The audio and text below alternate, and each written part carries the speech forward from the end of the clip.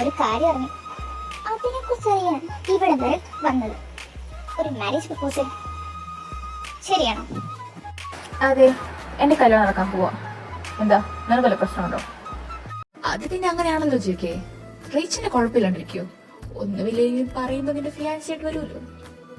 But എനിക്ക് ഈ പേരിന് ഫിയാൻസി ആണെന്ന് പറഞ്ഞാലും മനസ്സിലാരാണ്, അതിലല്ലേ കാര്യം. അങ്ങനെ നോക്കുമ്പോ ആൻ തന്നെ ബെറ്റർ. ജാക്സൺ, നീ ഇവിടുത്തെ വെറും സ്റ്റാഫാ.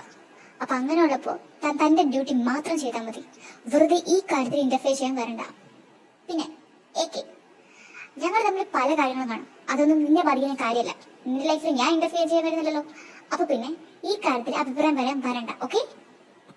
അത് പറയാൻ നീ ആരടി? ഒരു കാര്യം മനസ്സിലാക്കിയോ, പെണ്ണായിപ്പോയി. അല്ലെങ്കിൽ എപ്പോഴും കഴുത്തിൽ പിടിച്ച് പുറത്തുള്ളേനെ. ജാക്സൺ ആരാണെന്ന് നിനക്കറിയില്ല. ജാക്സൺ ഇവിടെ സ്റ്റാഫ് ആയിരിക്കും, പക്ഷെ അവന്റെ ബെസ്റ്റ് ഫ്രണ്ടാണ്.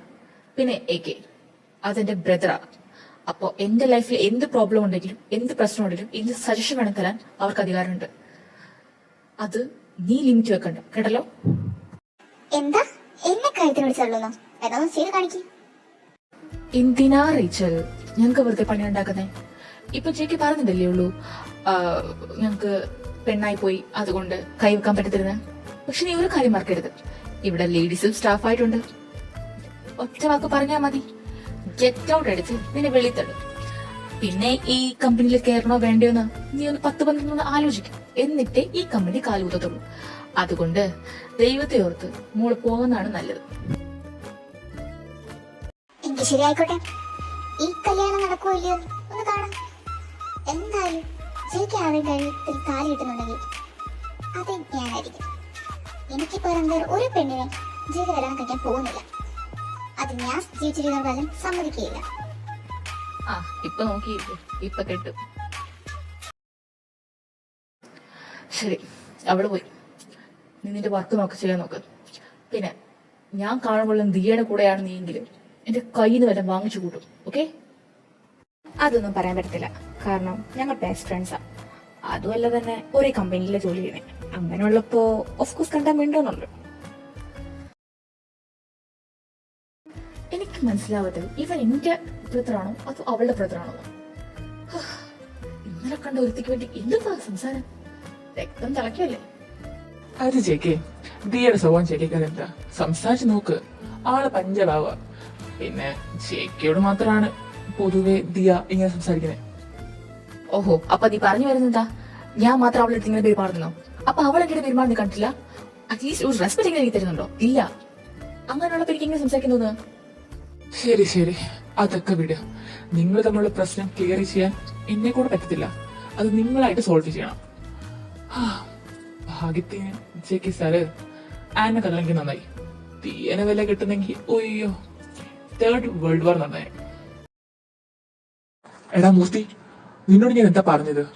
ആ D A group of companies ഉള്ള മീറ്റിംഗിന്റെ കാര്യം അത് നീ ക്യാൻസൽ ചെയ്തു. ശരി പോട്ടെ, അവിടെ എന്ന് എല്ലാ ദിവസവും എന്തൊക്കെ നടക്കുന്നു അതെല്ലാം അപ്ഡേറ്റ് ചെയ്യാനോട് പറഞ്ഞു. എന്നിട്ട് ഇതെല്ലാം ചെയ്തു. ഇപ്പൊ ആ കമ്പനി നമ്പർ 1 കമ്പനിയാ. അതിനെ അടിച്ച് താഴ്ത്തിയിട്ടിട്ട് നമ്മുടെ കമ്പനി നമ്മൾ പ്രോഫിറ്റിലേക്ക് ഇടണം. അതിനെക്കുറിച്ച് വല്ല വിവരമുണ്ടോ? അതോ താൻ ഇതിനെ ഇറസ്പോൺസിബിൾ ആയിട്ടാണ് കാണുന്നേ? എന്റെ ചേട്ടാ, ഞാൻ എന്നെ കൂടെ പറ്റുന്ന രീതി ചെയ്യുന്നുണ്ട്. ആ മീറ്റിംഗ് നടക്കും തോന്നില്ല. എന്തോ അവരും ഇതുപോലെ പ്ലാൻ ചെയ്തിട്ട് ചെയ്യണമെന്ന് എനിക്ക് തോന്നുന്നുണ്ട്. അതുകൊണ്ട് ആ മീറ്റിംഗ് വേണമെന്ന് വെച്ചേ. ഇനി എല്ലാം കൈവിട്ട് പോകുന്നു തോന്നേ. ദിയനോട് പറഞ്ഞു വിട്ടെങ്കിലും ചെയർമാനും മോളല്ലേ. ദിയ ഒരിക്കലും ഈ സ്പൈ ജോബ് ഒന്നും ചെയ്യാൻ തോന്നില്ല. ദിയക്ക് പോലും അറിയില്ല നമ്മൾ അവനെ എന്തിനാ വിട്ടേക്കുന്നെന്ന്.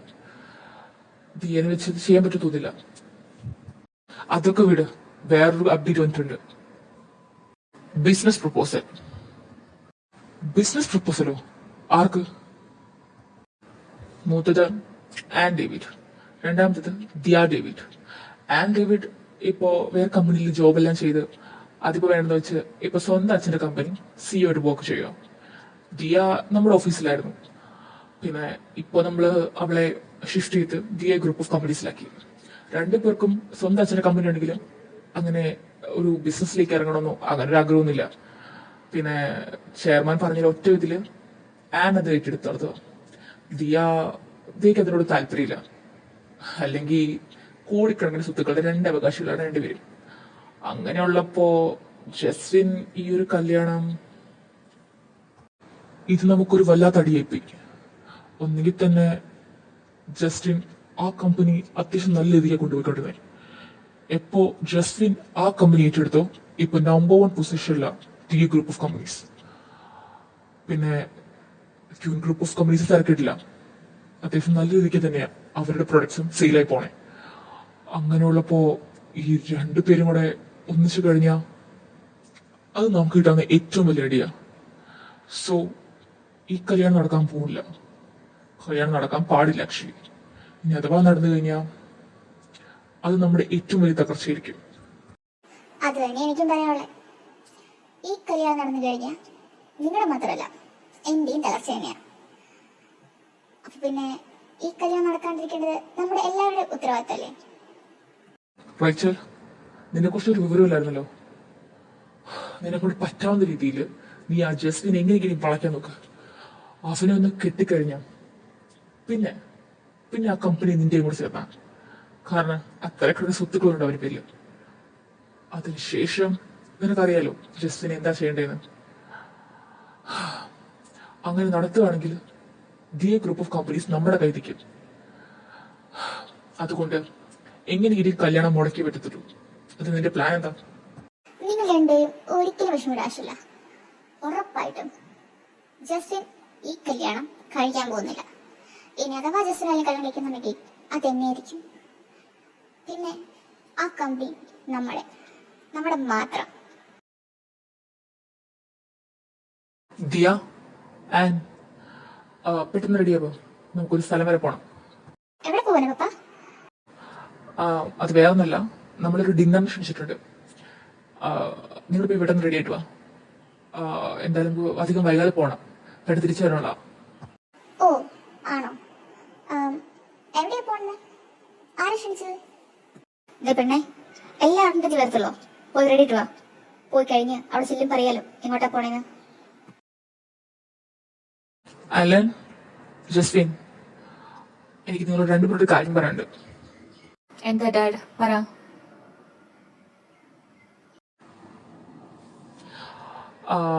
ഇന്നൊരു ഫാമിലി ഡിന്നർ ക്ഷണിച്ചിട്ടുണ്ട്. വേറെ ആരുമല്ല, ഡേവിഡ്, അവരുടെ ഫാമിലി. ഇതിങ്ങനെ വിളിച്ചു പറയാൻ മാത്രം നിങ്ങൾ കുഞ്ഞു കുട്ടികളല്ലെന്ന് എനിക്കറിയാം. പക്ഷേ ചില സമയത്ത് നിങ്ങൾ ബിഹേവ് ചെയ്യുന്നത് കെയർലെസ് ആയിട്ടാണ്. ഒന്നുമില്ലേലും ഇത്രയും വയസ്സും പ്രായമെങ്കിലും ചില സമയത്ത് ഒരു കെയർലെസ് ആയിട്ട് ബിഹേവ് ചെയ്യുന്നത്.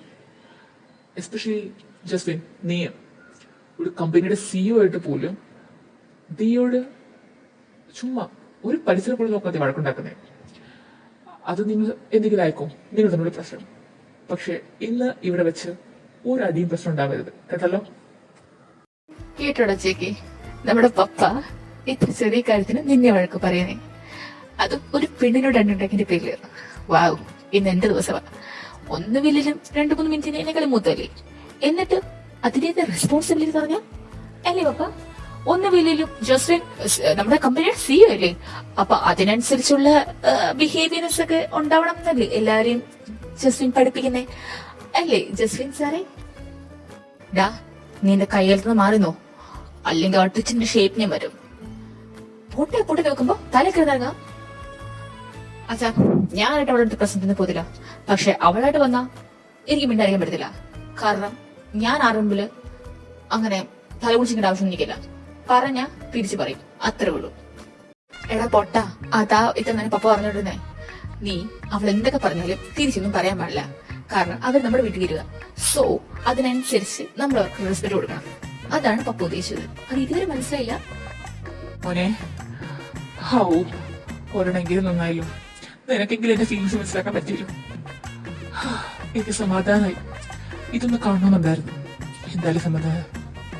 കണ്ടില്ലേ മനുഷ്യ, നിങ്ങളല്ലേ ഇപ്പൊ എന്റെ അലൻമോനെ കുറ്റം പറയണേ? എന്നിട്ടിപ്പോ കണ്ടില്ലേ, ഒരു കാര്യം വന്നപ്പോ മനസ്സിലാക്കാൻ അവ മാത്രമേ ഉള്ളൂ. എന്താ നോക്കൂ ജസ്റ്റിൻ, അച്ഛൻ പറഞ്ഞു കേട്ടില്ലേ, ദിയ എന്തൊക്കെ പറഞ്ഞാലും തിരിച്ചൊന്നും പറയാൻ പാടില്ല. അവർ നമ്മുടെ വീട്ടിൽ വരുന്ന ഗസ്റ്റാ.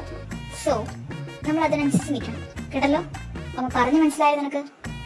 ശരി, ഞാനായിട്ട് ഒരു പ്രശ്നത്തും ഇല്ല. വെറുതെ എന്റെ ക്ഷമയെ പരീക്ഷിക്കരുതെന്ന് അവരോടൊന്ന് പറഞ്ഞു കൊടുത്തേക്ക്. കരുന്നവര് വരട്ടെ. ഇനി ഞാനായിട്ട് വെറുതെ ഒന്നുമില്ലല്ലോ, ഇതെന്റെ ആവശ്യമായി പോയല്ലോ.